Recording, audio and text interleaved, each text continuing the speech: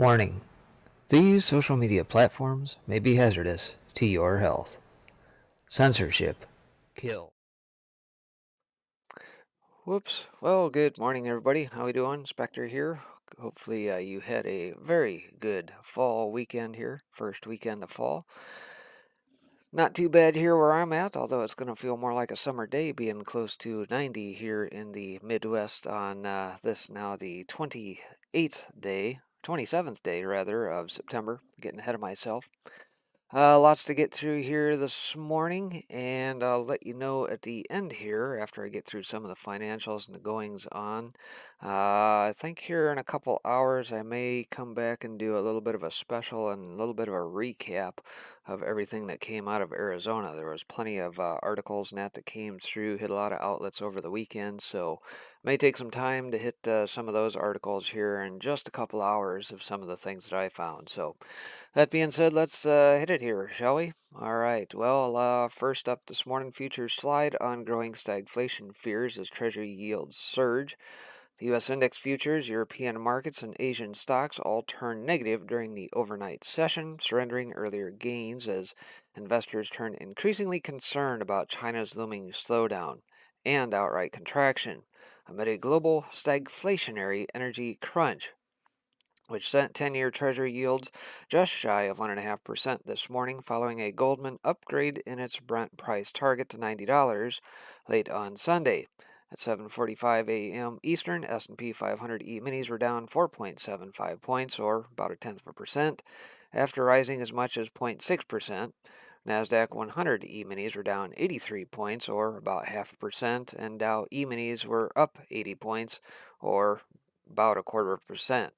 The euro slipped as Germany looked set for months of a complex coalition talks, and that, of course, on the heels of their elections that just took place. We'll get into that. Says, while the market appears to have moved beyond the Evergrande default, the debt crisis at China's largest developer festers, with Goldman saying it has no idea how it will end. And data due this week will show a manufacturing recovery in the world's second largest economy is faltering faster. A developing energy crisis threatens to crimp global growth further at a time markets are preparing for a tapering of Fed stimulus. This week could see volatile moves as traders scrutinize central banker speeches, including Chair Jerome Powell's meetings with congressional panels. Most bad news comes from China these days. IPEC Kardeskaya, a senior analyst at Swissquote Group Holdings, wrote in a note, "The Evergrande debt crisis, the Chinese energy crackdown on missed targets, and the ban on cryptos have been shaking the markets, along with the Fed's more hawkish policy stance this or last week." So there's the 10-year Treasury yields where that's headed. In the meantime, let's buzz down and hit some of the highlights here. It says Gore's Guggenheim shares rise 7.2% in U.S. pre-market trading as Polestar agreed to go public with the Special Purpose Acquisition Company, aka SPAC, in a deal valued at about $20 billion. Naked Brand, one of the stocks caught up in the first retail trading frenzy earlier this year, rises 11% in U.S. pre-market trading, extending Friday's gains. Among other so-called meme stocks in pre-market trading, Rewalk Robotics up 6.5%, Venco Ventures up 18%, Camber Energy up 2.9%. Pfizer and OPKO Health in focus after they said on Friday that the FDA extended the review period for the biologics license application for Somatrogon. OPKO fell 3.5% in post-market trading. Aspen Group climbed 10% in Friday post-market trading after board member Douglas Cass buys $172,415 of shares, according to a filing with the U.S. SEC. C-Spine said spine surgery procedure volumes were curtailed in many areas of the U.S. in third quarter, and particularly in August. Tesla and other electric vehicle-related stocks globally may be active on Monday after Germany's election, in which the Greens had their best ever showing and are likely to be part of any governing coalition. Scrolling down, it says IWG rises as much as 7.5% after report CEO Mark Dixon is exploring a multi-billion pound breakup of the flexible office space provider. Auto One gains as much as 6.1% after JP Morgan analyst Marcus Diebel raised the recommendation to overweight from neutral. Celnex falls as much as 4.3% to a 2-month low after the tower firm is cut to sell from neutral. That Citi, which says the stock is priced for perfection in an imperfect industry. European uranium stocks fall with yellow cake, shares losing as much as 6%, and NAC Kazantamprom shares declining as much as 4.7%. Both follow their U.S. peers down following weeks of strong gains as the price of uranium ballooned. And it says, for those who missed it, Sunday's closely watched German elections concluded with the race much closer than initially expected. The SPD was at 25.7% of the vote. CDU was at Christian Democrats, I believe it is. CSU at 24%. Greens at 14.8%. FDP at 11.5%. AFD at 10.3%. And the left at 4.9% for those paying attention in Germany. And it says a German federal returning officer announced the seat distribution from the preliminary results, which were SPD at 206 seats, CDU, CSU at 196, Greens at 118, FDP at 92, AFD at 83, the left at 39, and SSW at 1. As it stands, 3 potential coalitions are an option: the SPD, Greens, and FDP. Traffic light. CDU, CSU, Greens, and FDP, Jamaica, SPD and CDU/CSU, Grand Coalition, but led by the SPD. So more to the story on that, I'm sure. That being said, back over to Bloomberg. Says the Bloomberg Dollar Spot Index was a little changed, and the greenback traded mixed versus its group of 10 peers. Volatility curves in the major currencies were inverted last week due to a plethora of central bank meetings and risk-off concerns. They have since normalized as stocks stabilize and traders assess the latest forward guidance on monetary policy. The yield on 2-year U.S. Treasuries touched the highest level since April 2020, as tightening expectations continue to put pressure on front-end rates and ahead of debt sales later Monday. The pound advanced, with analysts focus on supply chain problems as Prime Minister Bojo considers bringing in army drivers to help. Bank of England Governor Andrew Bailey's speech later will be watched after last week's hawkish meeting. Antipeden currencies, as well as the Norwegian krone and the Canadian dollar, were among the best group of 10 performers amid a rise in commodity prices. The yen pared losses after falling to its lowest levels in 6 weeks, and Japanese stocks paused their rally and amid rising treasury yields. Back down to the market snapshot. S&P 500 futures are down about 0.1% at 44.42 and change. Stocks Europe 600 up about 1/3% to 464.54. Nikkei little changed at 30,240 and change. Shanghai Composite down 0.8% to 35.82 and change. Looks like the euro down 0.3% to 1.1689. Brent futures up 1.2% to 79.04 a barrel. And gold spot little changed at 1750.88 per ounce. Also, some top overnight news out of Bloomberg. House Speaker Nancy Pelosi put the infrastructure bill on the schedule for Monday under pressure from moderates eager to get to the bipartisan bill, which has already passed the Senate and enacted. But progressives, whose votes are likely vital, are insisting on progress first on the bigger social spending bill. So yeah, if you paid attention over the weekend, old Nancy raised the old fist in defiance and says, this week everything must get passed. $3.5 trillion bills, all this and that, and I guess we'll see how that shakes out. Olaf Scholz of the center-left Social Democrats defeated Chancellor Angela Merkel's conservatives in an extremely tight German election, setting in motion what could be months of complex coalition talks to decide who will lead Europe's biggest economy. China's central bank pumped liquidity into the financial system after borrowing costs rose, as lingering risks posed by China's Evergrande Group's debt crisis hurt market sentiment toward its peers as well. Global banks are about to get a comprehensive blueprint for how derivatives worth several hundred trillion dollars may be finally disentangled from the London Interbank Office rate, LIBOR. Economists warned of lower economic growth in China as electricity shortages worsen in the country, forcing businesses to cut back on production. Governor Hirohiko Kuroda said it's necessary for the Bank of Japan to continue with large-scale monetary easing to achieve the bank's 2% inflation target. And the quant revolution in fixed income is here at long last, if the latest Invesco Ltd poll is anything to go by. With the work from home era fueling a boom in electronic trading, the majority of investors in a $31 trillion community say they now deploy factor strategies in bond portfolios. Back down to News Squawk, and flashing back over to Asia, Moody's says China to safeguard stability amid Evergrande issues. China's tech tycoons pledge allegiance to Xi's vision. China power crunch hits the iPhone, Tesla production, and Nikkei reports. And top Netflix hit Squid Game sparks Korean media stock surge. Interesting. Back over to Europe. Top European news. UK relaxes antitrust rules. May bring in army as pumps run dry.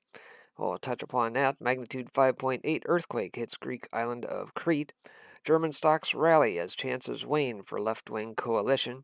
And German landlords rise as left's weakness trumps Berlin poll. So on the event calendar for today, 8:30 a.m. this morning, August cap goods ship non-def X Air estimated 0.5%, prior 0.9. August cap goods orders non-def X Air estimated at 0.4. August less transportation estimated at 0.5%. August durable goods orders estimated at 0.6. I'm going to touch on that here momentarily. September Dallas Fed manufacturing activity estimated at 11 versus 9. As far as the central banks are concerned, 8 a.m. Fed's Evans speaks at the annual NABE conference. Fed's Williams makes opening remarks at conference on, well, whatever.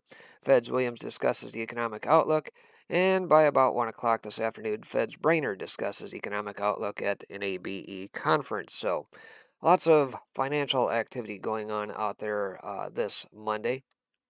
And as I mentioned, the core durable goods orders disappoint in August. So, after July's disappointing dip, U.S. durable goods orders were expected to rebound in early August data released today. And rebound, they did, with a big 1.8% month over month bounce versus what was expected of a 0.7, and July's 0.1% drop was revised up to a 0.5% month over month rise.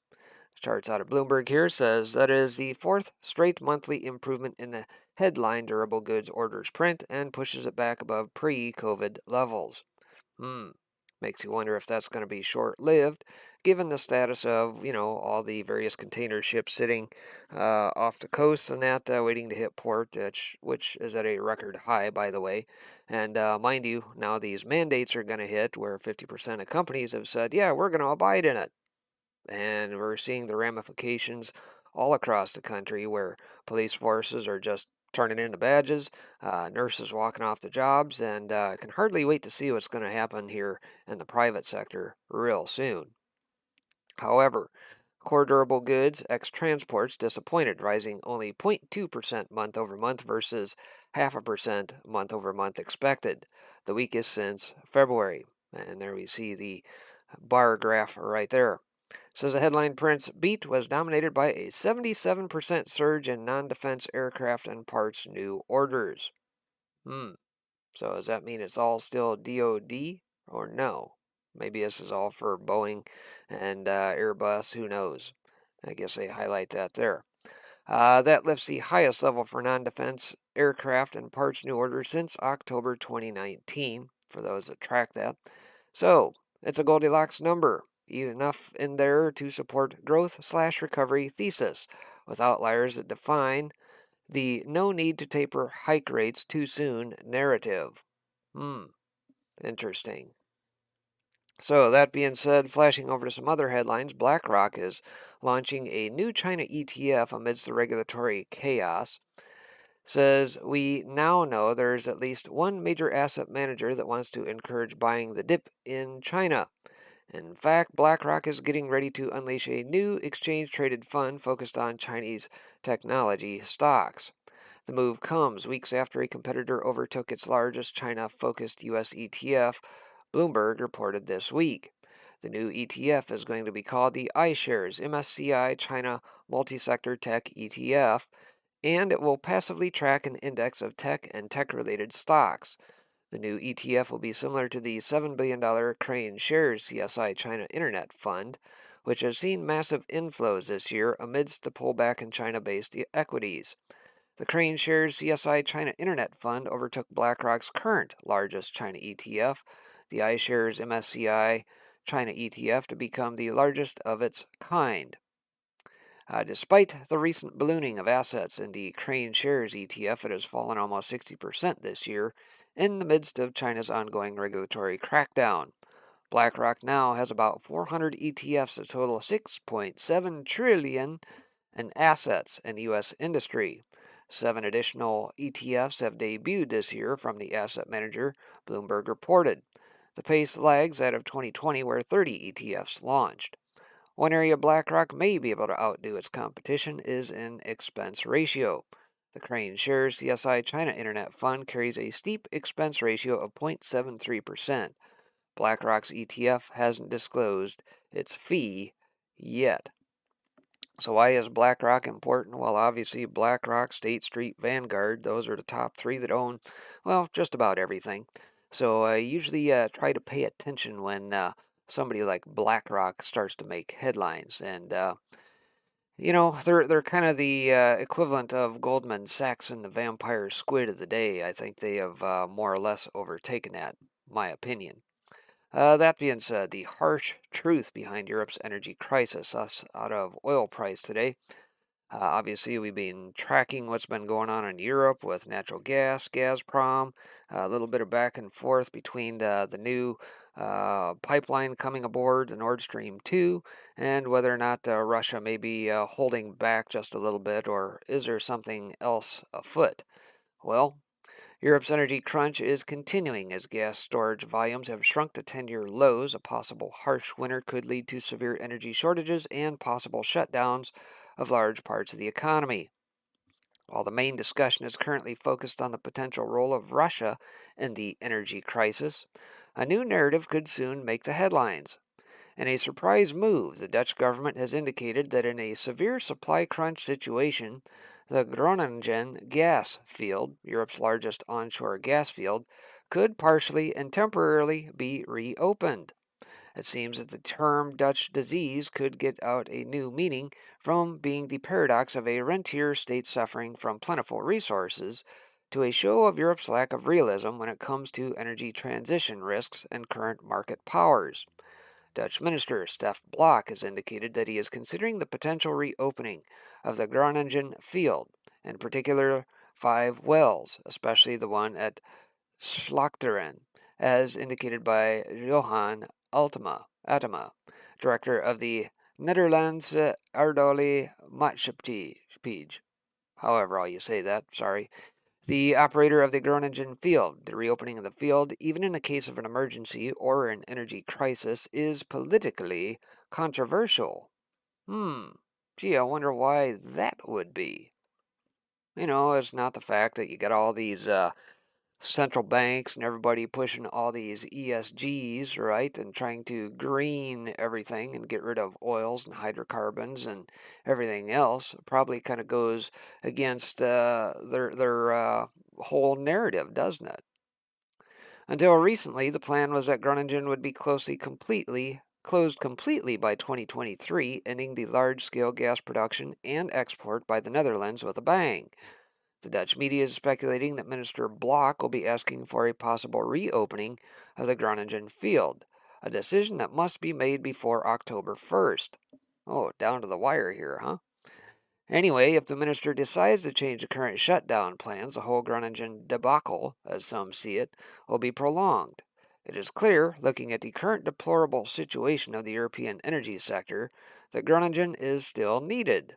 The ongoing energy crunch could have grave consequences for the economies and well-being of EU member states, changing the narratives in Brussels and the respective European capitals. You mean that turbines and solar isn't going to carry you through? Gee, I think Texas called from back earlier part of this year and kind of highlighted the fact that that's probably not a very good idea. And oh, by the way, even Germany last year during the cold of winter, what happens when you get ice on your Yeah, they don't work.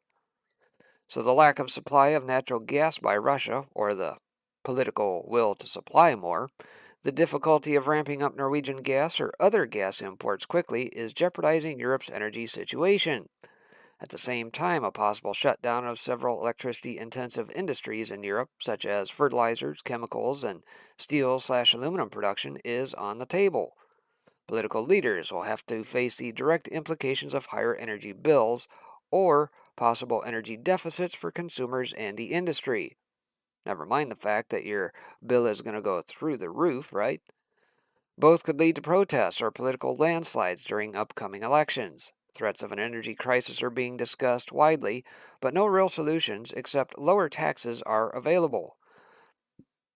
Due to higher energy costs, a possible record price level of 100 million BTU or $250 per barrel of crude oil equivalent is very bad news for Poles, especially in the Netherlands, Germany, France, and the UK.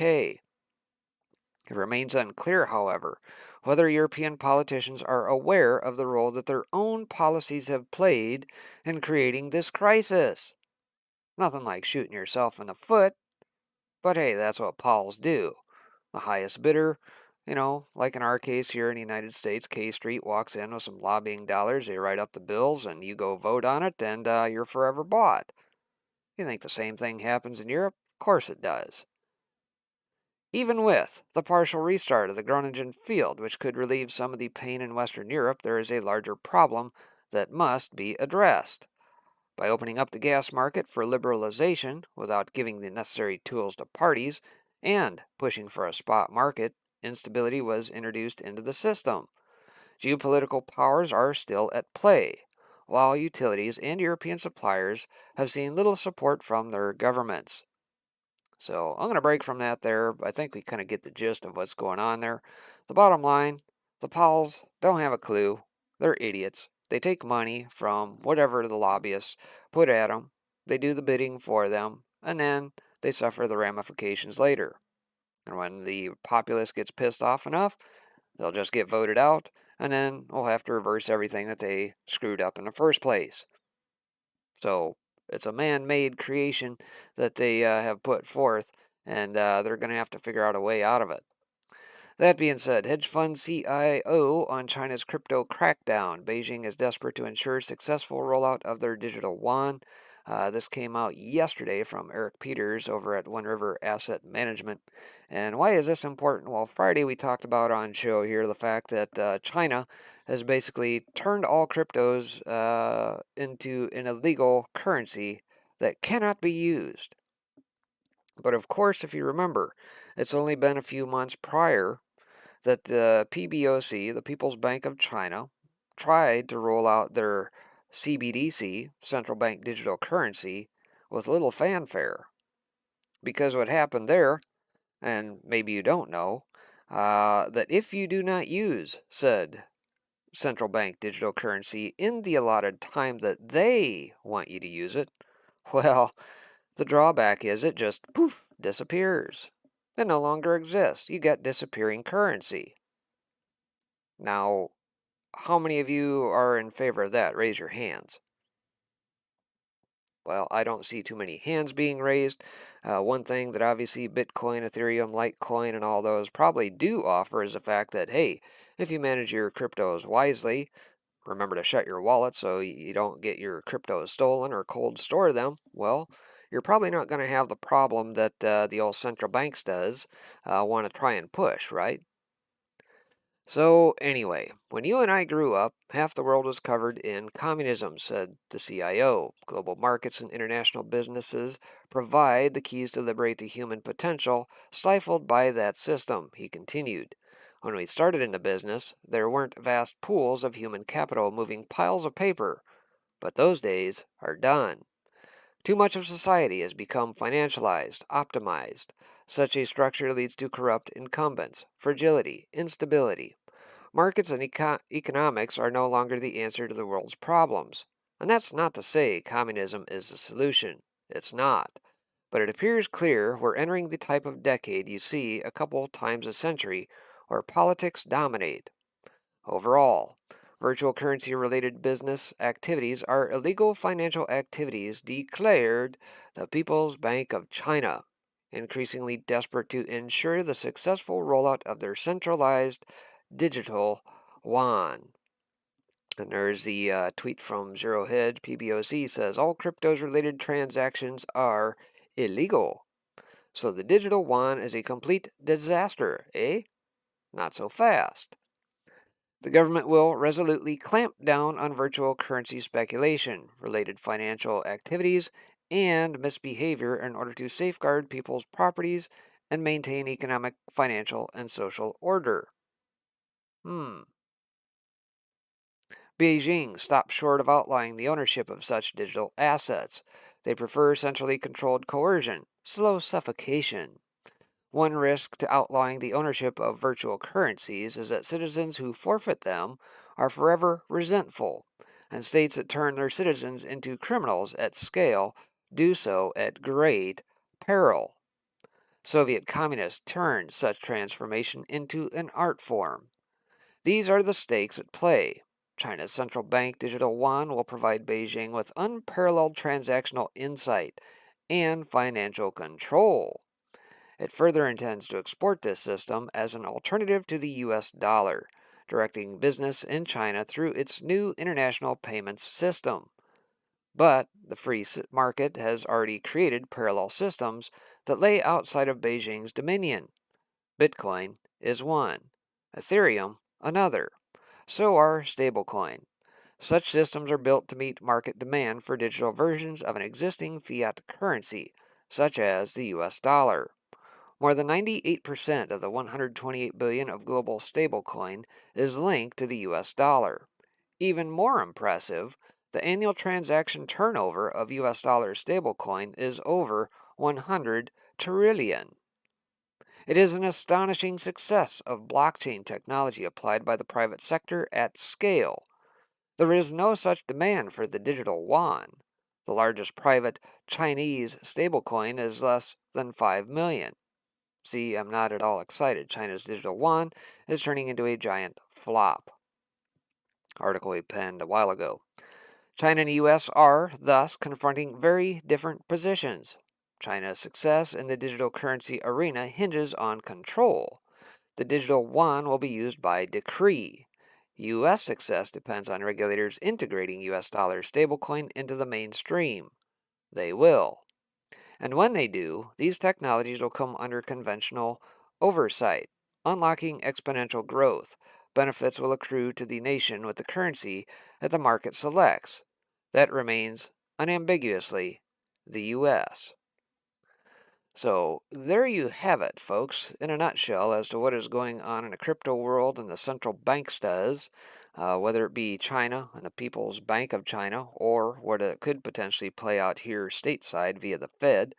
It doesn't take a rocket scientist to figure out that at the end of the day, all these shenanigans they pull with cyber warfare and that trying to shut down pipelines, and everybody is suddenly all requesting Bitcoin as ransom?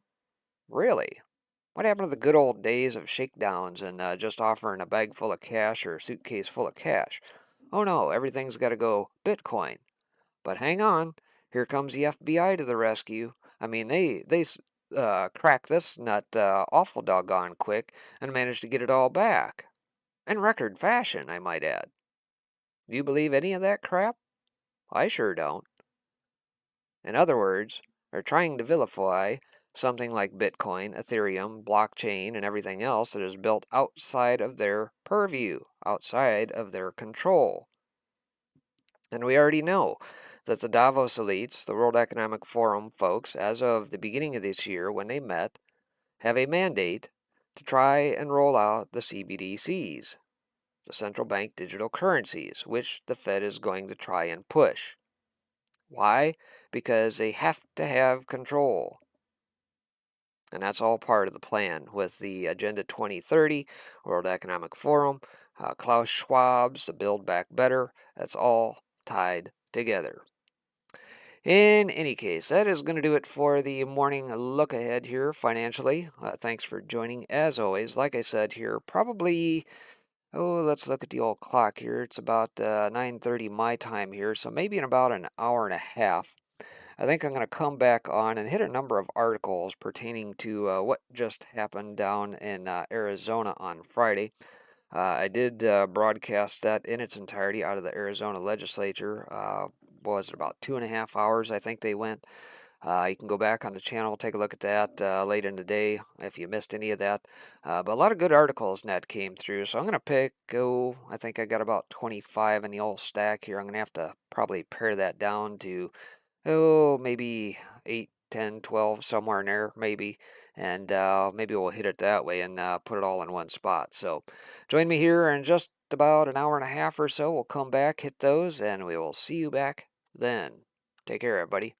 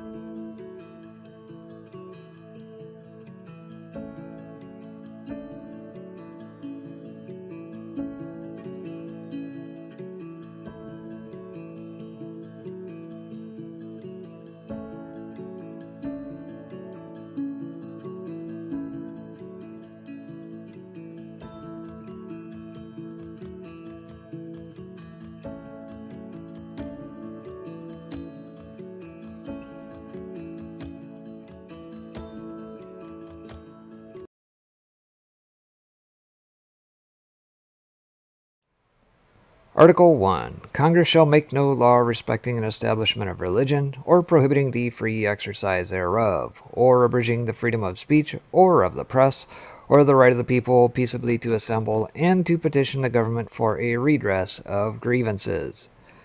Article 2. A well-regulated militia being necessary to the security of a free state, the right of the people to keep and bear arms shall not be infringed. Article 3. No soldier shall, in time of peace, be quartered in any house without the consent of the owner, nor in time of war, but in a manner to be prescribed by law. Article 4. The right of the people to be secure in their persons, houses, papers, and effects against unreasonable searches and seizures shall not be violated, and no warrant shall issue but upon probable cause, supported by oath or affirmation, and particularly describing the place to be searched and the persons or things to be seized. Article 5. No person shall be held to answer for a capital or otherwise infamous crime unless on a presentment or indictment of a grand jury, except in cases arising in the land or naval forces, or in the militia, when in actual service in time of war or public danger.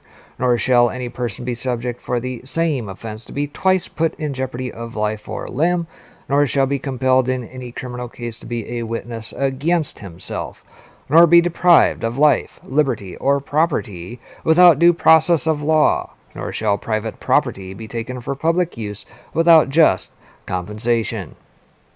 Article 6.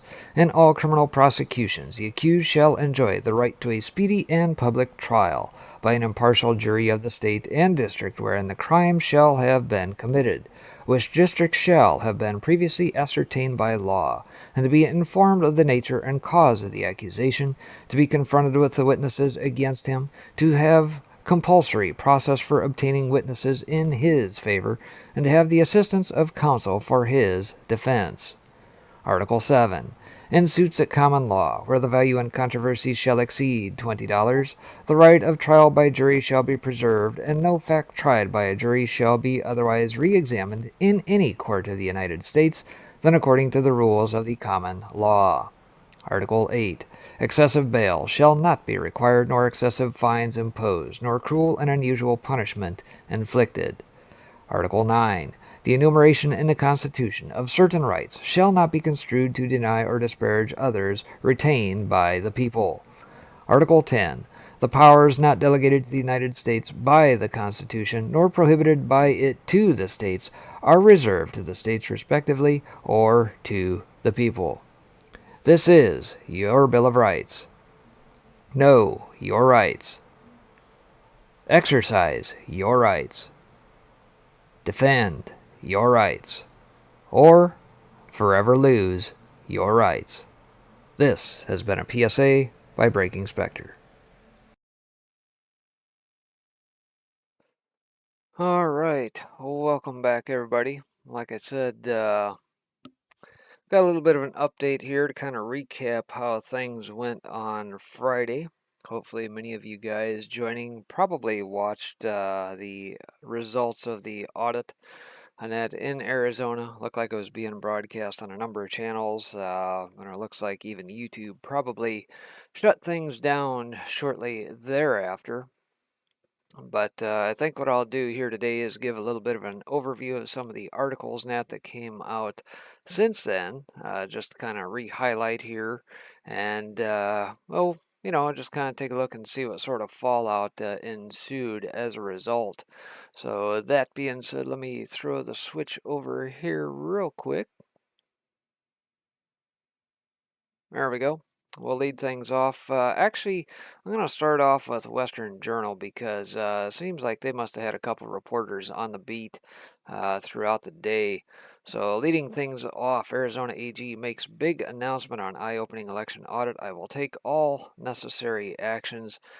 Jack Davis over at Western Journal penned this one. Says Arizona Attorney General Mark Brnovich said the release of the findings of the 2020 election audit in Maricopa County is not the end of the story.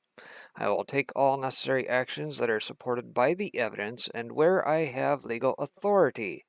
Arizonans deserve to have their votes accurately counted and protected, the Republican said in a statement. The statement noted that the Election Integrity Unit in the Office of the Attorney General will review the information released Friday. The audit upheld President Joe Biden's victory over former President Donald Trump. However, some of its findings raised questions.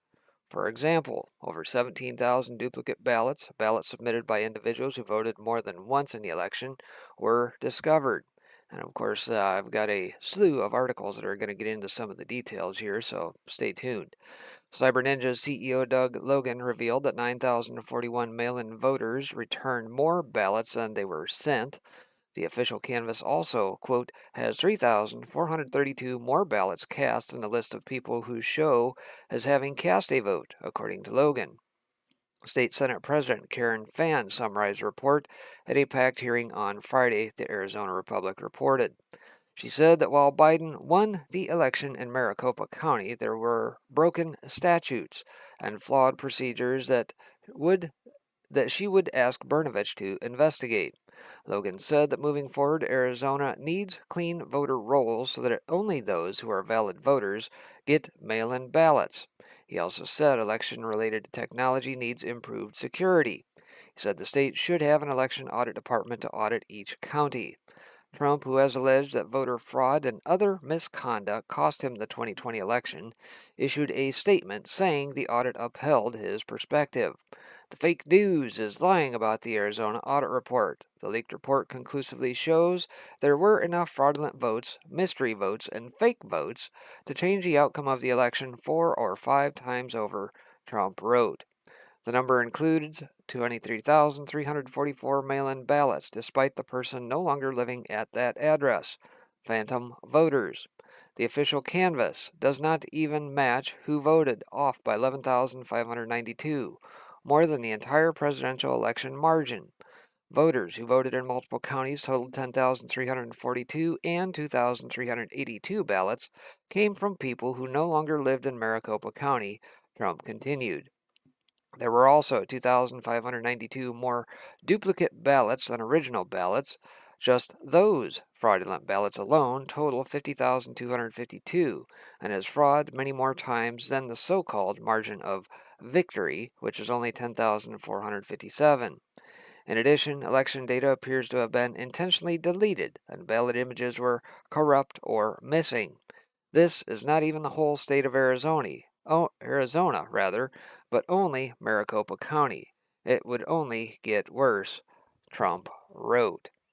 So, yeah, obviously, as we saw this play out throughout the day, a lot of information was doled out. It's good to have these pieces to document all this, the numbers and that behind it. We're only talking one county here. One county. That's not to say, in the rest of the counties that there weren't more shenanigans. This is just one single county. Excuse me. That being said, let's flash over to another Western Journal article penned day of. Michael Austin says AZ audit says 9,041 mail-in voters returned more ballots than they were sent. So on Friday, Arizona Senate Republicans held a hearing to reveal the findings of the audit of Maricopa County's 2020 presidential election results. During the hearing, CyberNinja's CEO Doug Logan revealed that 9,041 mail-in voters returned more ballots than they were sent.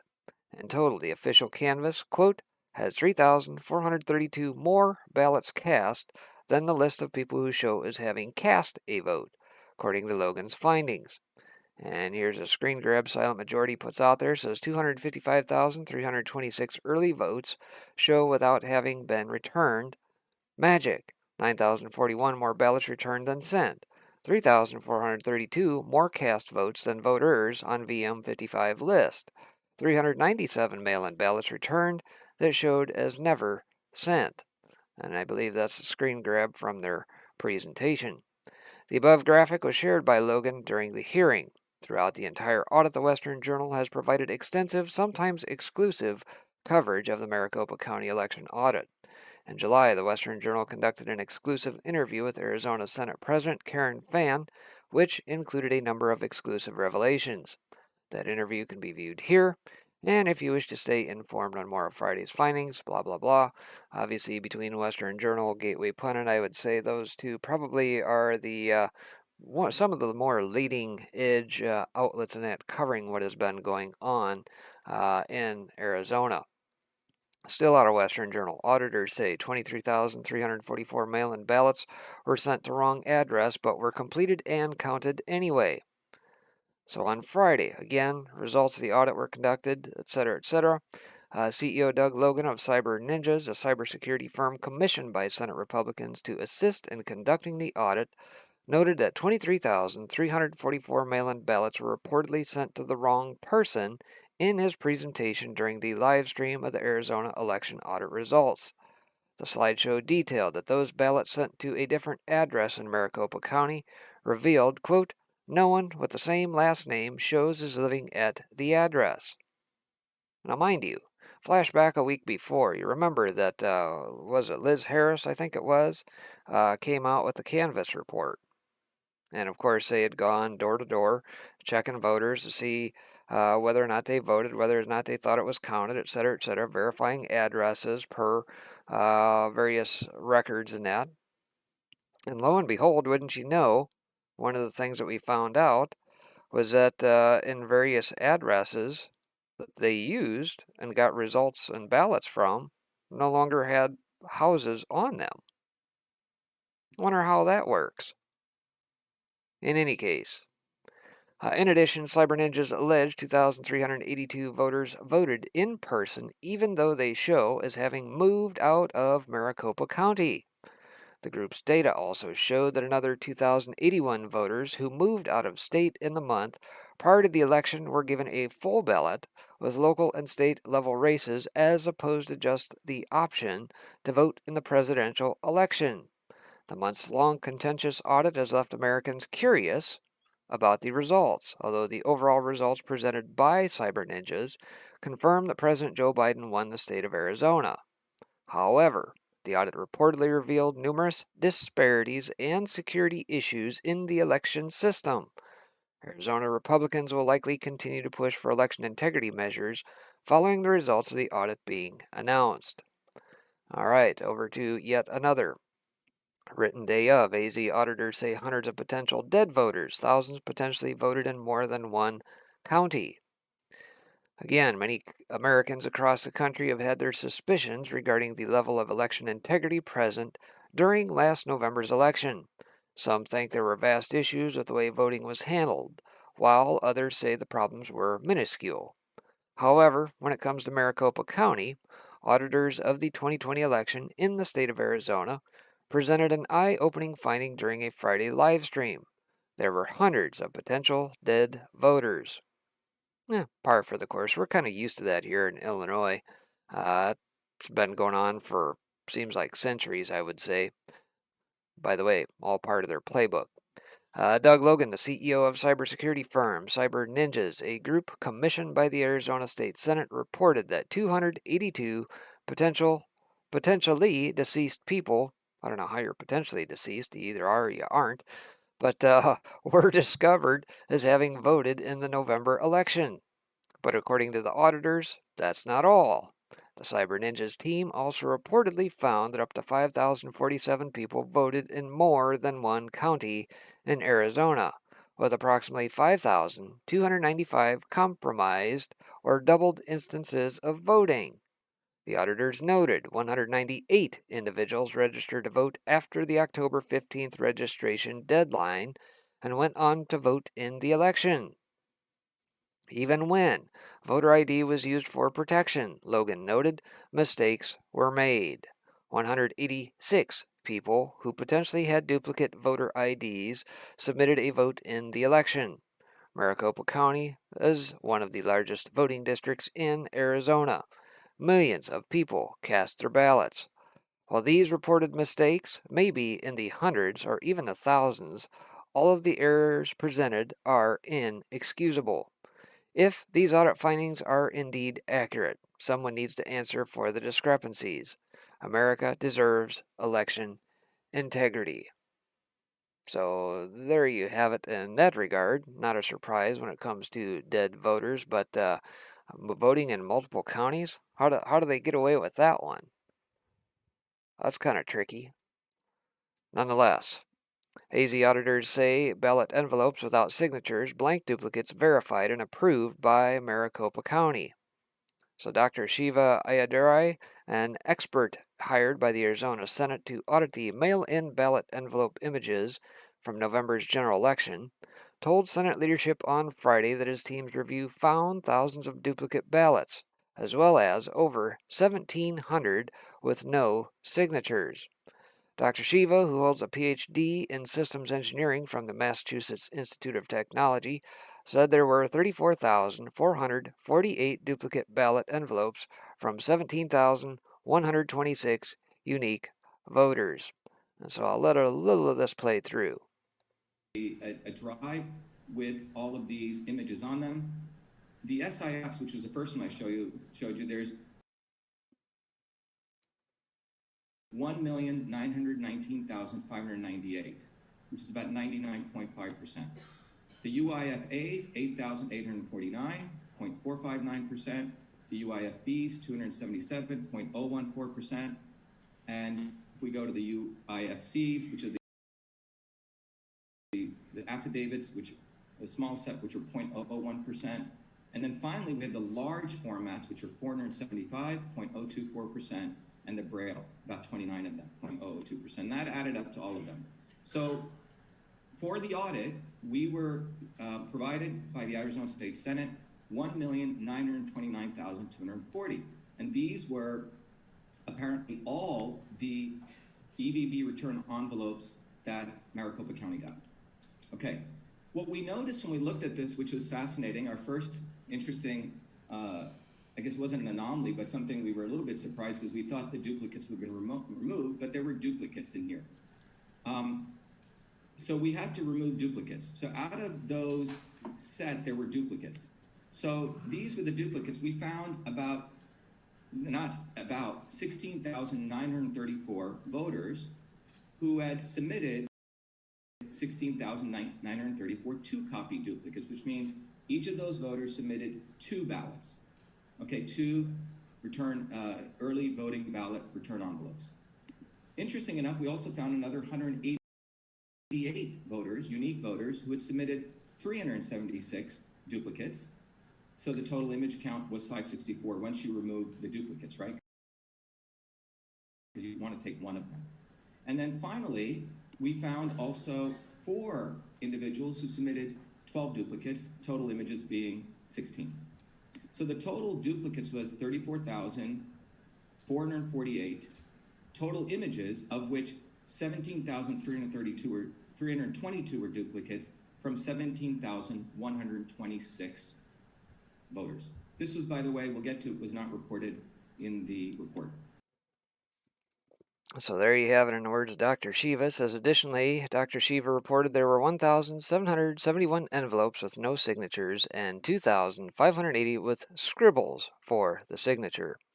Wendy Rogers says 4,292 scribble signatures, blanks, and likely blanks, bad votes, decertify the election. By the official count, President Joe Biden won the Grand Canyon State in November's general election by 10,457 votes. The only county he flipped from red to blue to do so was Maricopa, the state's most populous, encompassing the Phoenix metropolitan area.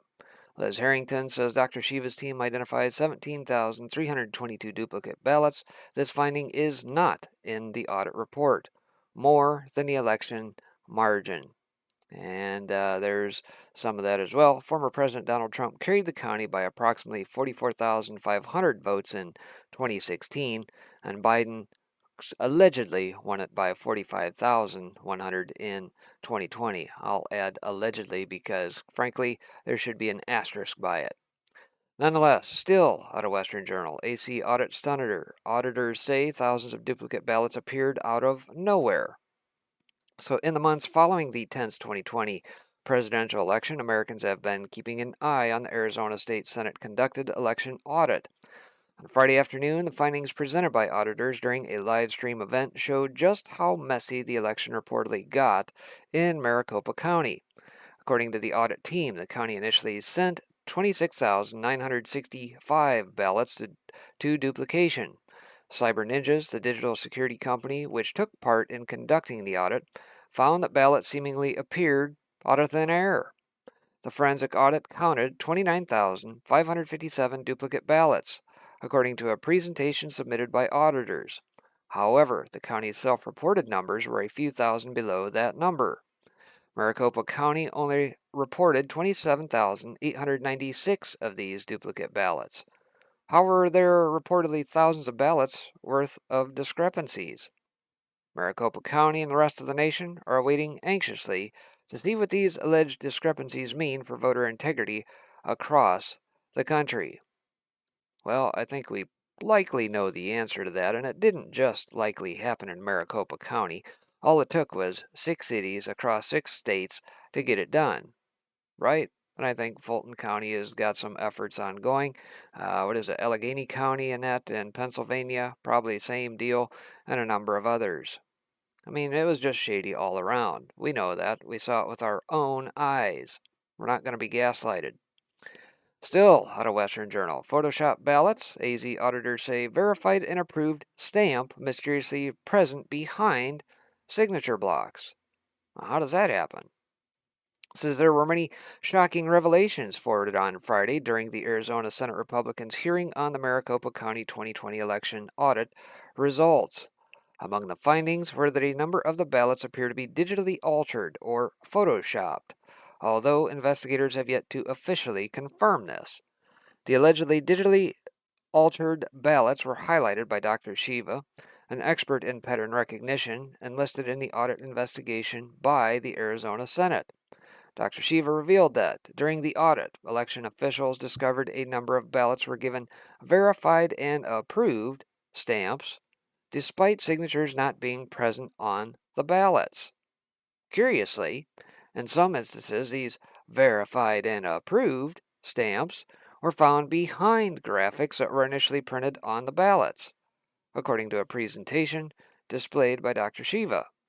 This has led the auditors to believe that the ballots were photoshopped. Also, Dr. Shiva revealed that only 10% of the total ballots, roughly 1.8 million, even received a verified and approved stamp. Most of those votes that did get the aforementioned stamp were actually received after Election Day, the auditors reported. The Western Journal is following the Arizona audit findings closely as they are revealed during Friday's hearings. So, there you have it. I think Western Journal did a pretty good job encapsulating the day, but between them, like I said, and Gateway Pundit, they've been doing a pretty bang-up job of keeping track of all the shenanigans going on. So that being said, LifeSite wraps it all up and says that Arizona election audit reveals 50,000 problematic ballots, deleted election data, thousands of duplicate votes. This may be a little bit repetitive, but the Arizona election audit found more than 23,344 mail-in ballots cast by voters using a prior address and over 5,000 votes from people who may have voted in multiple counties, auditors revealed yesterday. It says auditors in the Arizona State Senate yesterday released the long-awaited findings of the 2020 forensic election. The findings summary from the final audit report dated September 24th flagged around 50,000 problematic votes, including the 23,344 mail-in ballots cast from voters using a prior address. Another 5,295 votes came from people who potentially voted in multiple counties, while over 9,000 returned votes were not shown as having been sent out, according to the report. Biden's certified victory margin in Arizona was just 10,457 out of 3.3 million votes. Other issues discovered by the audit, which began in May at the direction of the Republican-led state Senate, included thousands of votes cast by voters found to have moved out of the county or the state ahead of the 2020 election.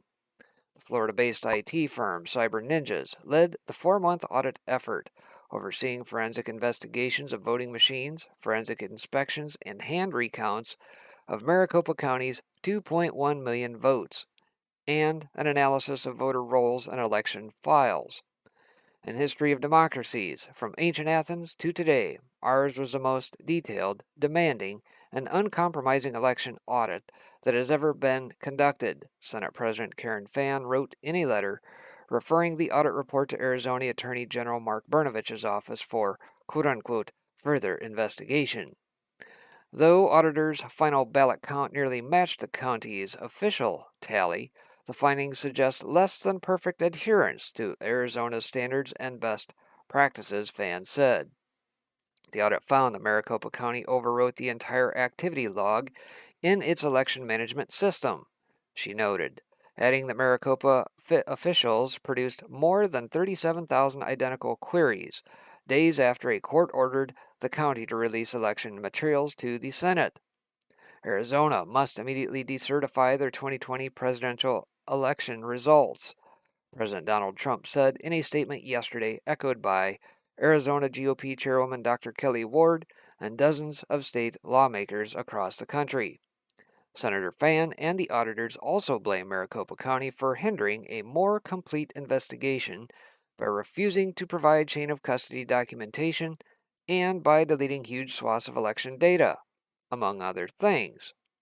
Why do you suppose it's necessary to delete all this stuff when there's an audit going on and are also required by law to maintain records for X amount of time? I'm sure it's written on their books, but why the hurry up? Think they got something to hide? I do. On the ballot side, batches were not always clearly delineated. Duplicated ballots were missing the required serial numbers. Originals were duplicated more than once, and the auditors were never provided chain of custody documentation for the ballots for the time period prior to the ballots' movement into the auditor's care, the final audit report by Cyber Ninja stressed. This all increased the complexity and difficulty in properly auditing the results and added ambiguity into the final conclusions. So I'm very disappointed to see that Maricopa County refused to cooperate with us, Fann said at a Senate hearing about the audit findings on Friday. Not only did they not cooperate with us, they even went so far as to sue us. So I'll break from that there for the moment. I think we kind of get the gist of what's going on there. Liz Harrington, yeah, more on Dr. Shiva there. Pretty good article. It lays out everything that transpired on Friday. Moving on, though, let's jump to, David Harris Media. Wendy Rogers unveils letter signed by 41 state legislators from 15 states calling for a nationwide audit. And mind you, Arizona's still got work to do. This is only one county that they've either canvassed and or audited. How many other large cities and counties, like Tucson or any of the other big cities in Arizona might have had some shady stuff going on? During yesterday's audit reveal in Arizona, State Senator Wendy Rogers got up to speak, and she unveiled a letter signed by 41 legislators from several different states calling for a national audit and the decertification of every state won due to voter fraud. She pointed out that just in duplicate votes, there were enough illegal votes to swing the last election to President Trump. A national audit will never happen, and rhinos will thwart their efforts in some swing states. National File tweets us as breaking. Senator Wendy Rogers unveils letters signed by 41 state legislators from across the country calling for forensic audits in each state and urging their states to decertify the 2020 election if their audit results mirror those in Arizona. Let's take a listen. What an honor to be here today. This is a situation of states' rights. We are states of the United States who gave the federal government their power. And so, but for Arizona, I've traveled the country on a 5-week trip, and all these Americans come up to me and say, we're looking to you, Arizona. We're looking to you to find the truth of what happened in 2020. The U.S. Constitution gives us the plenary power to oversee the U.S. presidential election. And so today, you got the truth. And no matter what the left says, We will keep this in the narrative. We will stay focused. We will persevere. We will hold those who are criminally accountable. And now I want to read you something. This is our new Declaration of Independence. This is our manifesto of freedom. This is going out publicly right now. And this was signed by 40 state representatives and state legislators, state senators from around the United States. And I'm going to read this to you. And this is going to be a seminal moment. Memo for record. Letter from state legislators to the American people. Reference the 2020 presidential election. All right, well, in her own words, obviously many of us probably have already seen said letter. I'm not going to take the time to go back through and read that, but the results of Arizona's historic audit show numerous discrepancies that were found in the audit. Here are just some of the findings. Canvass showed over 3,400 more ballots were cast than recorded. Over 9,000 more mail-in ballots were received and recorded than the official number of mail-in ballots sent out by the county. Precincts show more ballots cast on Election Day than people who showed up to vote, 1,551 extra votes. Approximately 2,500 ballots were shown in the early vote returns that do not have a voter listed as casting them. Over 255,000 early votes shown in the county final vote file do not have a corresponding entry in the early voting returns file. It says over 23,000 votes voted by mail after moving after the October 5th cutoff. 2,382 voters cast votes in Maricopa County in person after moving out of the county. Over 2,000 voters who moved out of Arizona during the 29 days before the election were given a full ballot instead of a presidential-only ballot. Close to 300 deceased voters potentially vote. There is an unprecedented number of discrepancies in the vote total. This could only happen through malicious actions or severe incompetence from Maricopa County officials. So there you have it, some more stats behind it. Also, how does Centipede Nation watch Byrne, Javon, Cashel, Waldron, and company lay out why Arizona audit findings were huge and how bigger things have yet to be revealed. So, there's going to be more to the story. I'll let just a little of this play through. It is fairly lengthy here. If you haven't found it, you can find it on the American Project over on Rumble here. And Joe Patrick Byrne with the America Project, and Joe Flynn, the esteemed Joe Flynn, younger and wiser brother of Mike Flynn. And most importantly, we have one of the heroes of the hour, Jovan Hunton-Puler's on with us. We have just broken away from a riveting hearing in Arizona of the results of the Maricopa audit and investigation. Who wants to go first? I want to get some color from Joe, and then we're going to go to Jovan to really tease it apart. I mean, I think that for me, it was all that I expected from the standpoint of the information that came out. The information is,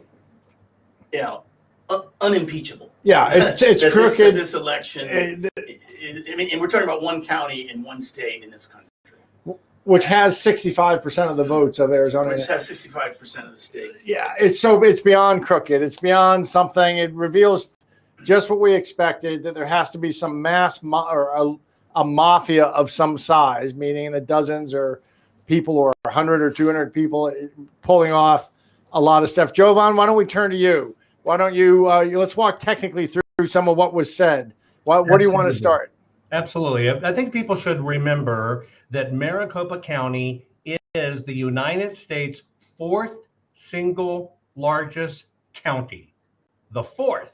This is monumental. And so what happened today, you actually watched the groundwork where this will change how elections are run from here on out. Why? Because it's the first time we have transparency, being able to see this. What I really like about what the Senate did today, I think Dr. Shiva coming on first was an absolute rock star, knocking it out of the park. I agree. Now, what you saw was something that we normally don't look at. It's another way to look at the paper and what does the paper tell us? And when you find that even the envelopes weren't signed and they normally shouldn't be counted, but at the same time you stumble across, and this is why you have to do forensic audits. There are no set ways to do it. This was created, you watched it for the first time in history. You flex as you go. And what did that flex do? That flex found out in checking just where the signatures could be there, find out that there were duplicates. There were over 17,000 individual ballots caused at issue here that I would say shouldn't be counted or not legit. But when you find out that somebody can actually have same name, same address, same phone number, and get a ballot, but have different voter registrations, you know our system is broke and does not catch these things. And that's why we have to look at everything we have here, and we need to burn down the system from top to bottom and rebuild it. All right, I'm going to break from that. There's about another 40 some minutes in that, but again, you can check that out over on Rumble if you missed it. But notice what he said there. In terms of the audit, there hadn't been really a top to bottom process put together until this was done. And that's why the Dems and that obviously were raising a big stink, because they got their guys on the inside who would, snow things over for the populace should anything come up, who are in on the take, and produce what people want to hear and say, oh, we did the audit. Except not to this degree, did they? So it's also the very same argument I would say on those that are going to come out and say, well, there's no process for decertification, or there's no process in the Constitution that says what you're supposed to do in the event an election is stolen, right? Well, we know a little thing called fraud, ab initio. Fraud vitiates everything. It's like it never happened. Once you uncover it at whatever time, there is no statute of limitations on it. It gets undone. You rip it out. You don't allow it to continue. Same is going to be true of the decertification process. And those that may argue and say, oh, we don't have a process for decertification. BS. That's untrue. You make it happen. Right? And so that's exactly what he's alluding to here. In any case, carrying on here also, out of Humans Are Free, Decertify AZ Forensic Audit Reveals Fraud over 5 times the majority of the victory. The Maricopa County forensic audit results have been leaked, and if the draft documents are correct, they already show over 54,000 fraudulent, faked, and otherwise invalid ballots, more than 5 times the margin of victory for Joe Biden. And this is just from one county alone. It says if the same holds true across other counties in Arizona, the fraud vastly exceeds 100,000 ballots from Pima, Pinal, Cochise, etc. haven't been audited yet. The lying left-wing media is going to try to gaslight the nation and falsely claim the audit proves Biden somehow did win. That's a brazen lie, like saying 2 plus 2 equals 5. But what else do you expect from the media these days? If Biden won the state by 10,000 votes and the forensic audit of just one county turns up 54,000 invalid ballots, the election outcome is invalid and must be decertified while other counties are audited to get the full picture across the entire state. And here is the findings of the summary table out of 6.2 of the final report. And of course, you guys probably can take a look at that. But interestingly, Texas has just announced a full forensic audit of the 4 largest counties in the state, all dominated by dishonest Dems and the relentless vote fraud. This is going to have huge implications in the 2022 midterms, if we even make it that far. Watch Boris Epstein discuss the shocking Maricopa County forensic audit results with Steve Bannon on the War Room podcast. I'm not going to take the time to play that now. Obviously, those that follow Bannon, you can go find that here in recent days. But nonetheless, the illegitimate Biden regime is about to resort to desperate measures to distract the nation with crisis theater. As the truth about all this begins to seep into the consciousness of the American people, the illegitimate Biden regime will be seeking to unleash desperate measures to distract the American people with another engineered crisis of some sort. Like inflation or shortages or mandates and things of that nature. Yeah, crank it up to 11. So as we see the next 7 days as a high-risk window of opportunity for the deep state to pull something huge, 9/11 scale or even bigger. Beyond those 7 days, the rest of this calendar year remains ripe for such deep state shenanigans. One of the most likely events seems to be a staged takedown of communications and power infrastructure to prevent people from communicating, all conveniently blamed on a cyber attack from China. A self-inflicted cyber attack would then be used to justify America launching kinetic warfare against China, and suddenly we're in the middle of World War III, with Biden claiming now is the time for all Americans to come together and stop paying attention to divisive election audits. See how easy that is to pull off?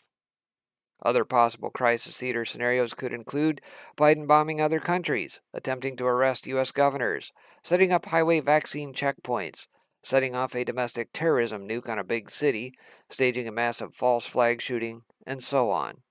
At this point, there's no crime the Dems won't commit in order to distract people from the truth.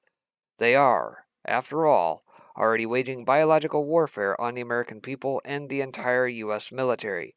They're already in kill mode with COVID, and Biden has already restricted monoclonal antibody supplies to red states, an act of war, targeting his political opponents. Says, as I warned yesterday, we are also expecting CCP-led biowarfare operators to release a super MERS strain in U.S. cities in the coming months. The super MERS strain was, of course, funded by Fauci and the NIH, laundering through EcoHealth Alliance and Peter Daszak. It's a bioweapon with a 30% plus kill rate, and the EcoHealth Alliance proposal to DARPA also cited aerosolized release of skin-penetrating nanoparticles, which are the deadly spike proteins that cause blood clots and kill people. In today's Situation Update podcast, I delve into these possibility scenarios and share wisdom on how we can all prepare for what's coming, etc., etc. I won't get into the rest of that. Obviously, you can check that out over on Mike Adams' podcast with the Health Ranger there. But moving along here, 100% Fed Up had this. Arizona audit Dr. Shiva exposes the duplicate ballots, which, again, probably going to be a little bit of a repeat here of some of the things covered. But questions about the presidential election in the state of Arizona remain unanswered after the results of today's audit left out some very important information. Dr. Shiva, better known, Dr. Shiva, presented damning information that revealed serious problems about the election. Total duplicates were 34,448, total images of which 17,322 were duplicates from 17,126 voters, he said. This was, by the way, not reported in the report. Democrats have already jumped at the fraudulent results of an audit that couldn't go anywhere, taking this opportunity to parade the infirm Joe Biden as the noble winner of the election. Some journalists from Reuters even called it a huge defeat for Donald Trump. The left has claimed victory over Donald Trump time and time again. Ever since he ran for president and a supposed scandal or offensive surfaced, the left would start celebrating Trump's imminent defeat. The left has no strategy but lying. If one thing is for certain, it's that Donald Trump is not going anywhere, and neither are we. So, more to that story coming, and last but not least, here to kind of round things out, out of CD Media yesterday, or 2 days ago, Arizona Rep. Mark Fincham details fraud findings in Arizona audit. Fan refers to AZ Attorney General for prosecution. And it says AZ State Rep. Mark Fincham today detailed the fraud findings of the Maricopa County audit conducted by the AZ Senate. Obviously, we can see the findings in the image below. Arizona Senate Chairman President Fan referred information to the AZ AG for prosecution. The entire Arizona audit report can be seen in a PDF below. I won't recap the conclusion, but I think we've been through it before. Obviously, from the report, over 100,000 man hours were put into processing 2.1 million ballots by hand, Each ballot went through an examination under a high-quality DLSR camera, along with microscopic images of the fronts and backs of the ballots. Completed so far, hand counting of all federal races, image and microscope capture of each ballot, review and comparison of official results, and the analysis of the voter rolls. We are soon expecting the review of Splunk logs and routers and final paper examination report. And of course, just to recap yet again, Canvass showed over 3,400 more ballots were casted than recorded. I think this bullet item is the same as what I just covered in a previous article, so I'll leave that there for the moment. But also to the Honorable Mark Brnovich letter here, report concerning the Maricopa County Forensic Election Audit. Says I have attached the reports delivered earlier today to the Arizona State Senate concerning the Maricopa County Forensic Election Audit. In the history of democracies from ancient Athens to today, ours was the most detailed. All right, I think we covered that a little bit earlier as well. So I think we pretty well got this one from Karen Fan. And then, of course, we find the actual report in that there. And I think I'm missing one of my articles in that as well. Oh, here it is. Yeah, this guy. Let me bring him over real quick. There was one more. And it was this out of Resist the Mainstream yesterday, I do believe. That's the one I wanted to close on. Arizona Governor Doug Ducey says no decertification on 2020 election after Maricopa County audit. Really? I didn't know the governor had the power to give the edict or decree and say whether or not a election should be decertified or not. I thought that was up to the job of the Secretary of State. So, my opinion, probably disregard anything that comes out of Ducey's mouth. But Arizona Governor Doug Ducey has said there will be no decertification of the state's 2020 presidential election results following an audit in Maricopa County. Ducey, who is a Republican, took to Twitter on Friday to say the election outcome would not be decertified and that the law did not allow for decertification despite demands from President Trump. Well, you got to create the process. Never been done before. Just because it isn't there doesn't make it so. Any meaningful policy recommendation identified should be addressed in the next session of the legislature. Any findings of fraud should be referred to the Attorney General and the Department of Justice for them to take action. Yeah, send it over to the DOJ because that worked out real well. That's up to the states, not the federal government. There will be no decertification of the 2020 election. The audit does not call for one, and even if it had, there is no lawful way to decertify. As we have every step of the way, Arizona will follow the law, the governor said. No, you'll follow your legal system, not the law. Let's correct the statement there. Just because you put statutes and decrees and things of that nature on the books does not make it so. Right? Fraud, ab initio. So anyway, that's what I wanted to close on there. You get the mouthpiece, Governor Ducey, coming out, saying this sort of stuff. It's totally unfounded. He's not in a position to say anything at this point. So, nonetheless, that's kind of where things reside. I would assume that we're probably going to see a lot more details come out as this is handed over to the AG. What that entails, where does it go from here, more audits coming for various other counties, canvassing, things of that nature. It's hard to say. Obviously, pay attention to what's going on in Texas with them ramping up. Trump obviously having some stern recommendations to make that happen. In the meantime, we also sit and watch what's going on with Raffensperger and company down in Fulton County. A judge last week obviously giving the 20-day pass on that, punting it back to them to account for missing ballots that, obviously he certified the election without, no chain of custody, all that good stuff. Flash up to Pennsylvania, we still got things going on there, people moving and shaking it on that regard, but nonetheless, we need to stay on it, keep on top of it, and keep moving. So that is going to do it for the update on the election. I'll see you back here a little bit later on this afternoon for the roundup of the day, and we'll close things out at that point. So until then, we'll see you later. Take care, everybody.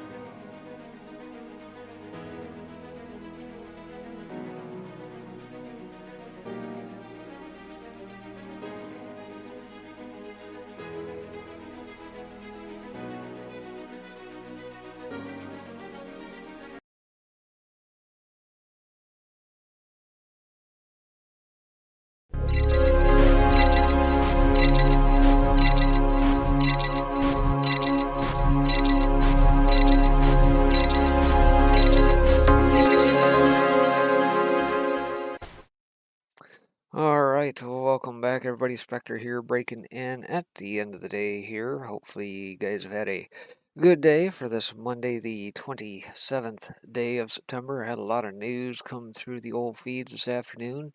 If you're joining late here, obviously you can rewind the tape, catch the opening portion of the broadcast where I did the morning look ahead, and then this afternoon, a couple hours later, did a bit of a Arizona audit update, so you can rewind the tape, go back, check that out if you missed it. But for the moment, let's go ahead and get things kind of closed out here on today, what all's been going on in the old market, and we'll give it a go there. So, that being said, let's take a look. Bond bloodbath batters big tech as small cap surge on short squeeze. Futures were all positive overnight, but as the European session started, selling pressure in stocks began with Nasdaq notably underperforming into the U.S. cash open. At the equity open, things went just a little bit turbo as small caps exploded higher and big tech tumbled. Note, things weakened a little into the close after Fed's Kaplan joined Rosenberg in retirement. And I'll be touching upon that here momentarily, some stuff that's probably been under talked about. Today's surge in small caps relative to NASDAQ was the largest divergence since March and pushed the pair up to significant resistance. And there's the Russell 2000 versus NASDAQ 100. Biggest short squeeze in 6 weeks today. Taking a look at the most shorted stocks. Again, most of these charts coming out of Bloomberg. So just as we noted earlier, 4430 was the key level for the S&P today. Looks like it's stayed above that. And it says, but it was the rotation from growth to value that really stood out, and it all happened at the open. So yeah, that's the divergence they're talking there, talking about the iShares S&P 500 Growth ETF versus the iShares S&P 500 Value, those in red on top here, the Value ETF there. It says, and if real yields are to be believed, we should expect considerably more underperformance of tech relative to small caps from here, or a collapse in yields. And so there they depict that. And NASDAQ 100 is on course for its worst month since October 2020. Energy and financials outperformed, while tech and Utes were the laggards, but note that all the price action occurred around the open with no follow-through buying during the day. Interesting. So, but we can still hear all the freshly minted stock trading experts cry, I am the smartest man alive, per Billy Madison, of course. Treasury yields made lots of headlines today, extended the carnage from last week with the wall of selling starting at Europe opened. Chaos hit the Treasury market around the durable goods data and the cash equity open, but it was the belly that underperformed. 30-year yields topped 2%, spiking to almost 2.05% intraday, but hit resistance here again and ended back below 2%. 10-year yields rose above 1.5%, its highest since June, but was also unable to hold it and closed below 1.5%. The dollar ended unchanged on the day, having chopped around all day, remaining well within the range created during the Fed day moves. And it says cryptos have has a wild ride over the last few days, plunging on China's ban, then recovering most of it and then fading a little today. So yeah, it's all about the headlines and the algos. WTI continued to its rise back up near July highs at almost $76 for the front month. And natural gas futures surged once again, topping the mid-month highs to its highest since February 2014. And natural gas volumes are exploding, or volatility perhaps. Rogue wave natural gas, 3M implied volume. Interesting. And gold was unchanged on the day. So not a lot of movement in the old precious metals. Finally, despite all the jawboning from Washington, Friday's optimism about getting a debt ceiling done in a timely manner has evaporated with the kink in the bill curve now at its widest in this cycle. And says, what will it take to get all the Dems to line up? A 20% plus drop in stocks, maybe? Of course, we continue to follow the old S&P as it tracks along the old curve from 1987 when we had the old Black Monday. Is it a matter of days? Is it a matter of weeks before we hit that plunge? We'll have to see. All right, aside from that, let's take a look at what all the hubbub is by way of the Fed presidents here. And one thing that we find here, if you've not been paying attention, a couple of Fed presidents have been on the take as of late, meaning they have insider knowledge that are beneficial to them by way of the movements that the Fed, Jay Powell, has been doing by way of the Treasury buying, the mortgage-backed securities, and all the stuff that has been going on behind the scenes. And they've been, doing just about the equivalent of like insider trading to benefit themselves. So this is what we find here today. Kaplan joins Rosengren in retiring amid Fed ethics probe. This was updated. I'm just going to read the update portion, but just minutes before the market closed on Monday, the Dallas Fed Bank CEO and President Robert Kaplan announced that he is planning to retire on October 8th, 2021. The decision comes shortly after we sent the following tweet, in jest we might add, and Zerohead sent this out this morning, says, Dear Kaplan, when resignation? That was about 7:36 a.m., presumably Eastern Time. Says in a statement, Kaplan said it had been his great honor to lead the Dallas Fed for the last 6 years. But unlike Rosengren, who blamed health issues for his decision to retire, Kaplan noted in his statement to the public that his recent trading controversy had created, quote, a distraction to the Federal Reserve's execution of that vital work, whatever that means. It has been my great honor to serve as a president and CEO of the Federal Reserve Bank of Dallas for the past 6 years and to work with the superbly talented professionals at the bank who are helping to build a stronger economy, aka rip people off, for all communities in the 11th District and our nation. It also has been a privilege to work with my Federal Reserve System colleagues and serve as a member of the Federal Open Market Committee, the FOMC. The Federal Reserve is approaching a critical point in our economic recovery as it deliberates the future path of monetary policy. Unfortunately, the recent focus on my financial disclosure risks becoming a distraction to the Federal Reserve's execution of that vital work. For that reason, I have decided to retire as President and CEO of the Federal Reserve Bank of Dallas effective Friday, October 8th, 2021. During my tenure, I have adhered to all Federal Reserve ethical standards and policies. My securities, investing, activities, and disclosures met bank compliance rules and standards. I am proud of the work we have done at the Dallas Fed during the past 6 years and am confident that my colleagues will continue to play a vital role in supporting our nation's economic recovery. And that's all a load of bunk, by the way. My guess is, had he not gotten caught or disclosed that, then nobody would have known the wiser, right? Ethics, my rear end. And yeah, Federal Reserve restructuring. We're looking at CBDCs potentially rolling out here shortly, castigating and crying foul about cryptos and everything else. I wouldn't put it past the Fed to try and do something just like what China did on Friday and say, well, cryptos are just going to be illegal now. You have to use our currency. And we'll see how that pans out. Powell released a separate statement celebrating Kaplan's career after releasing a separate statement celebrating Rosengren's career earlier in the day. We are grateful for Rob's 6 years of service as president of the Federal Reserve Bank of Dallas and as a valued colleague in the FOMC. He has been a passionate and forceful public voice on a wide range of issues, including the critical value of early childhood education and literacy.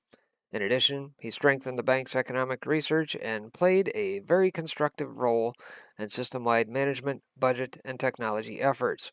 We wish him well.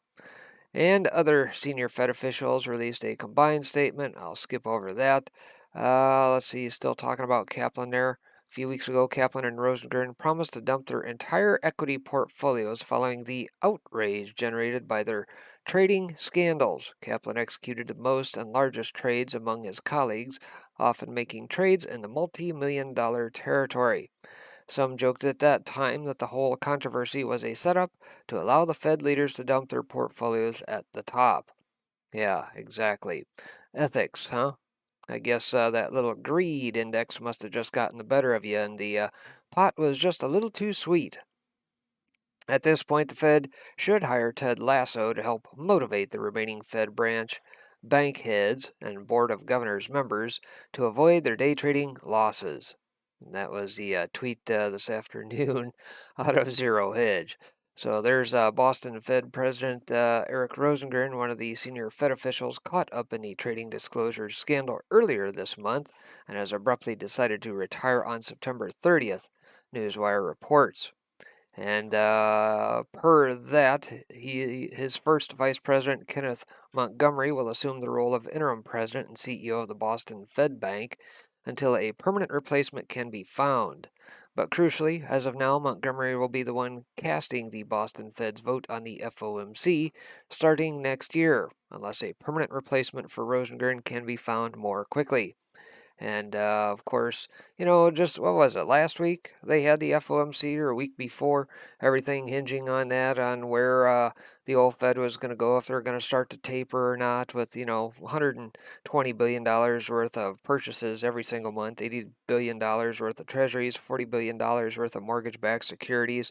We're talking a little bit of money here, and at no time in history have we inflated the Federal Reserve as we have now in money printing. So, nonetheless, I'll carry on here. Also, all hell is breaking loose in energy markets. We've been tracking this across Europe, across the UK. Is it going to hit here? Well, we'll have to see. By now, readers are well aware that Europe is suffering from an historic gas crisis, one which, according to Rabobank, is now even more extreme than the U.S. oil price shock. And bigger in the 1970s? I guess that's what we're going to try and compare it to, I suppose. And unfortunately for Europe's population, with every passing day, and to a lesser extent hedge funds such as Statar Capital, which suffered a big loss in the past few days, it's only getting worse. As Bloomberg's Javier Blas notes today, both UK NBP and Dutch TTF natural gas benchmarks have closed the day at their highest ever settlement level, up around 11% on the day, to a closing price equal to more than $26 per metric BTU. And there's UK Netherlands natural gas price. And if you're with me on the morning portion of the show, we found out that the Netherlands is actually going to be opening up one of their fields yet again. Natural gas prices in Europe have surged past $25 per million British thermal unit, BTUs, more than 400% higher than the 2010-2020 average, and significantly higher than in the US, where the commodity trades at around $5 per million BTU. In Asia, liquefied natural gas has recently changed hands at around $27 per million BTU, a seasonal record high, as China has also been hit by a widespread energy crisis. See, millions of Chinese residents lose power after widespread unexpected blackouts. Power company warns this is new normal. That's yet a headline here today on Zero Hedge, where apparently China is seeing this as well. And lots of pictures of darkness. Also, for those who haven't read it yet, please check out Rabobank's extensive recap of Europe's energy crisis, which we posted over the weekend. Europe's energy crisis is not contained to natural gas, and as we discussed over the weekend, in another flashback to the 1970s US, UK gas station pumps are running dry in British cities on Monday, with vendors rationing sales as a shortage of truckers strained supply chains to breaking point. Pumps across British cities were either closed or had signs saying that was unavailable on Monday, Reuters reporters said, with some limiting the amount of fuel each customer could buy. Here we see Javier Blas says Beyond Petro, a rather unscientific survey, but just visited 5 BP stations in West London and all but one were dry, and the one that still had some availability had only gasoline but no diesel. Officially, BP says 30% of its network has no fuel. Interesting. So the Petrol Retailers Association, which represents independent fuel retailers, accounting for 65% of all the 8,380 UK forecourts, said members had reported that 50 to 90% of pumps were dry in some areas. A post-Brexit shortage of truck drivers as the COVID-19 pandemic eases has sown chaos through British supply chains in everything from food to fuel, raising the specter of disruptions and price rises in the run-up to Christmas. Drivers lined up for hours to fill their cars at petrol stations that were still selling fuel, albeit often rationed. There were also calls for National Health Service staff and other emergency workers to be given priority. Hauliers, gas stations, and retailers said there were no quick fixes as the shortfall of truck drivers, estimated to be around 100,000, was so acute.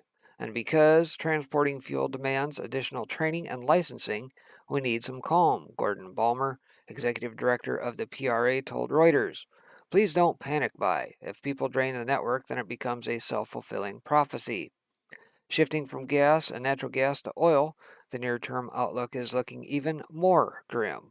According to Trafigura, one of the world's largest commodity trading houses, the world faces higher oil and gas prices this winter and beyond as supply struggles to catch up with fast rising demand. Really? Really? You cannot tell me that amid all these lockdowns with COVID and everything else, where did all that supply go? It's not like they quit pumping barrels net out of the Middle East or everywhere else. While the rest of the world was locked down, people locked in their houses, barely getting out to drive. Where did all that go? And as this comes back online, suddenly there's no supply for the demand? I find this extremely hard to believe. We're going to see higher oil prices. Ben Luckock, Trafigura's co-head of oil trading, said in an interview with Bloomberg. Luckrock said the market was mispricing forward oil contracts for the next couple of years because traders hadn't yet woken up to the fact that the supply-demand balance will remain tight for some time. Translation, even higher prices are coming with no easing in sight. And mind you, wasn't it just Goldman Sachs that was figuring about a $90 price point per barrel here, by December time frame? Deferred crude, particularly for December 22 and 2023, is cheap, he said. Brent crude for delivery in December 2022 is currently changing hands at around $70 a barrel. But Luckock said he wouldn't be surprised if Brent has risen to about $100 a barrel by then. I struggle to see anything but higher prices going forward in the next 2 years, he said. One day after Goldman hiked its price target, there we go, now predicting that Brent would hit $90 sometime in December. Yeah, there it is. And on Monday, Brent crude for immediate delivery surged toward $80 a barrel, setting its highest price in nearly 3 years.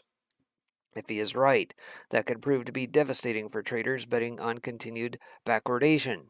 As of today, the front of the curve is trading above $79 a barrel, but with a backwardated market, the back is far lower.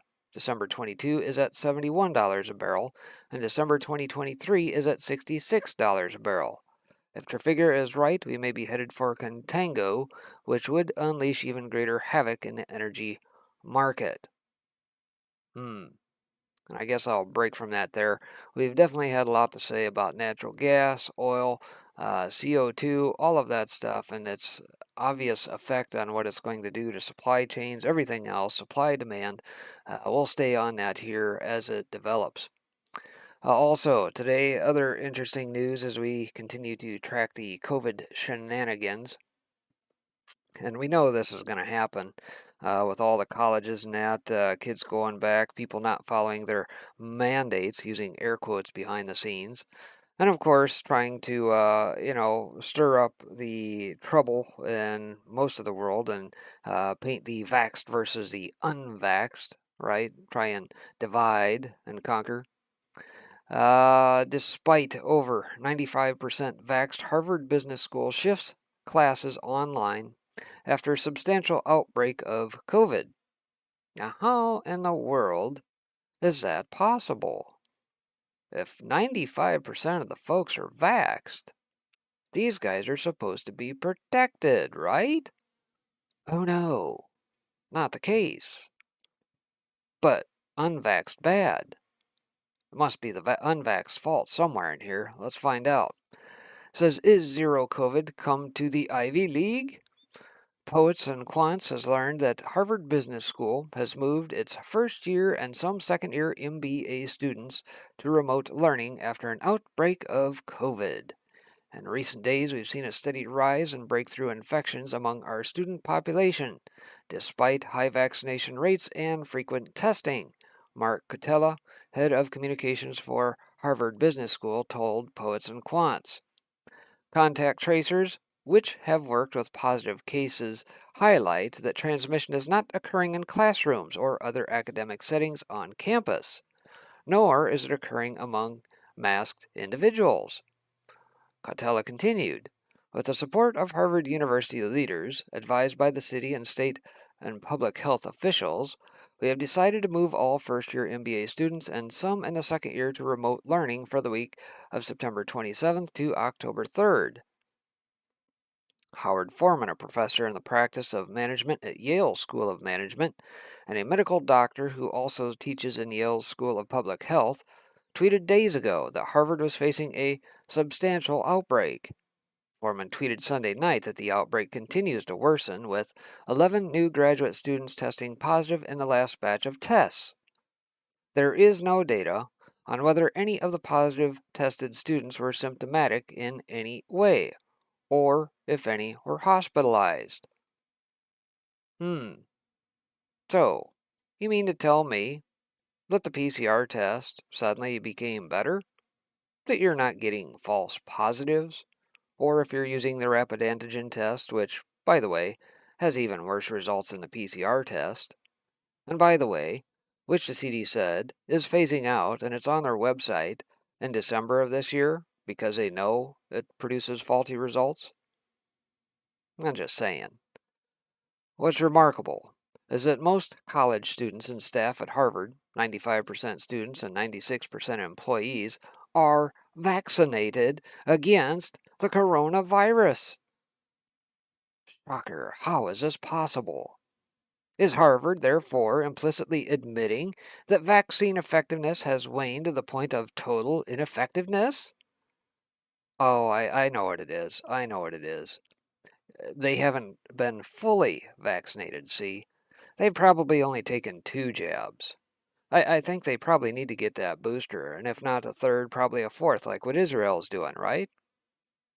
You know, they're trying to redefine in Israel what fully vaccinated means, and say, well, you're not fully vaccinated unless you've not only taken the first 2, but a third, and now even a fourth, or fifth, or sixth, and on down the line it goes.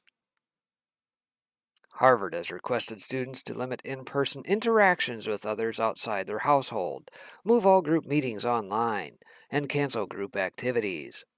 So, despite all the promise of a return to normal, if only everyone were vaccinated, which in this case they are, it appears elite higher education in 2021 is no different from elite higher education in 2020. And by the way, certainly not any cheaper. Yeah, boo, I want my money back. If I have to take classes online, I shouldn't be paying for campus costs and everything else at that point. It's time for these institutions to fail. Let them go belly up. We're watching the destruction of the old guard. Through and through, folks, make no mistake. And last but not least on today, to round things out, what else is going on? Well, let's head to the boards here, see what the old Anons are digging on here today.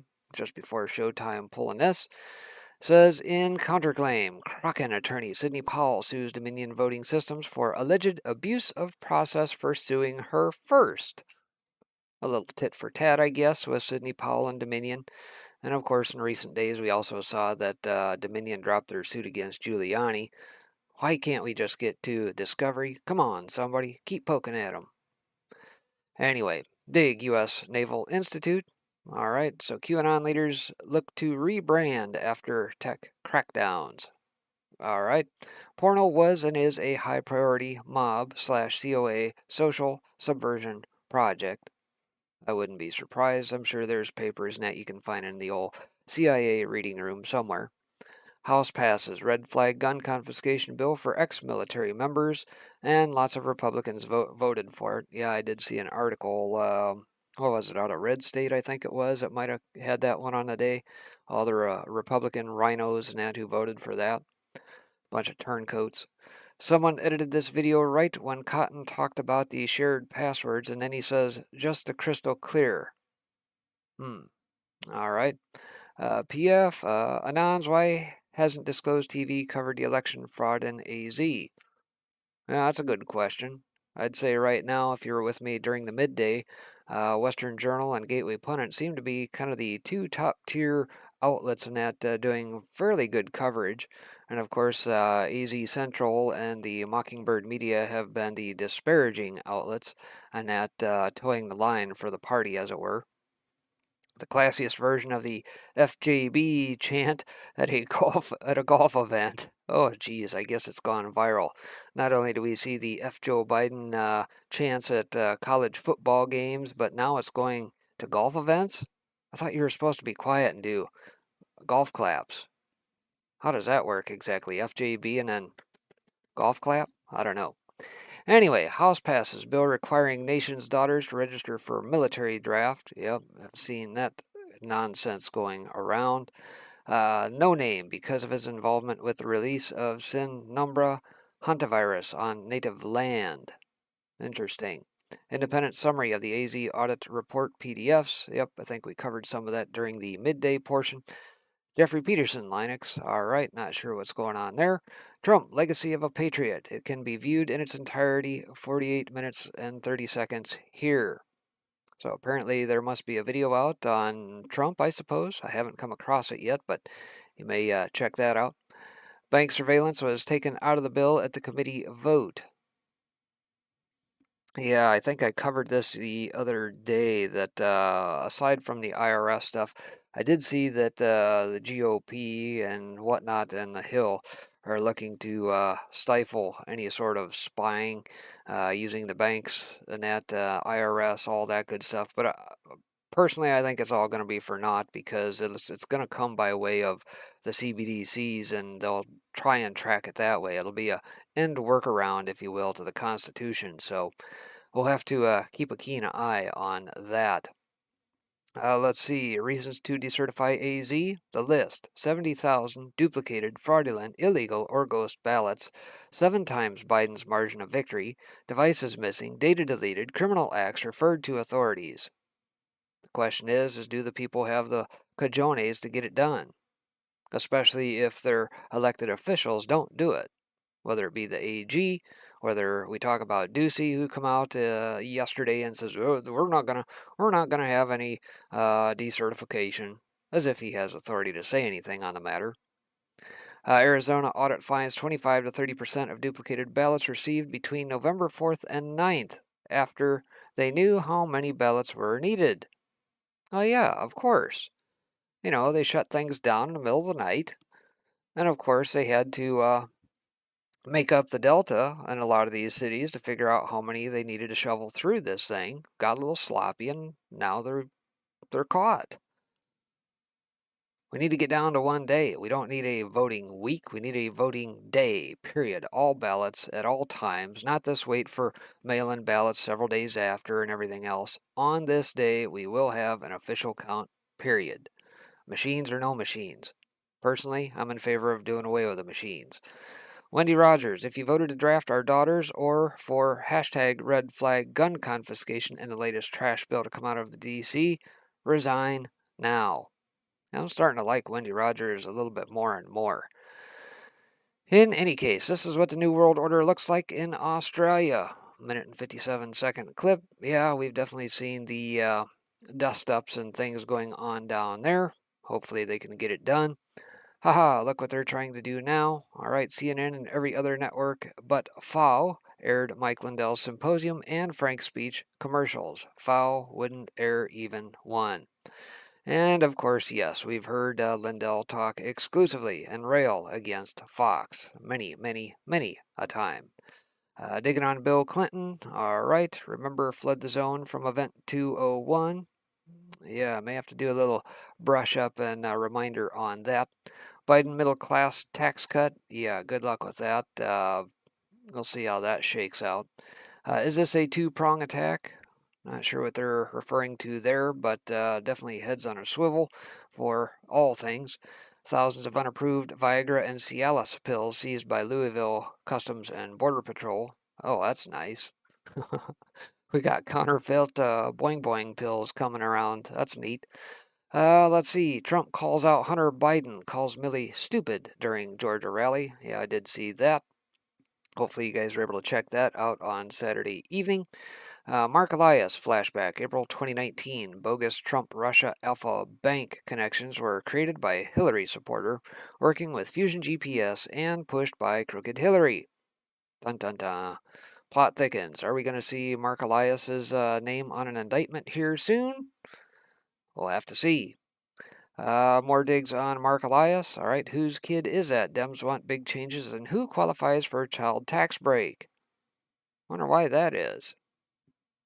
Think it has anything to do with Afghanis flying over with child brides, or you know, millions of illegals pouring across the southern border? I don't know, just a thought. A liberal Soros-connected group sends letter to FCC calling to shoot Republicans. Oh, that's nice.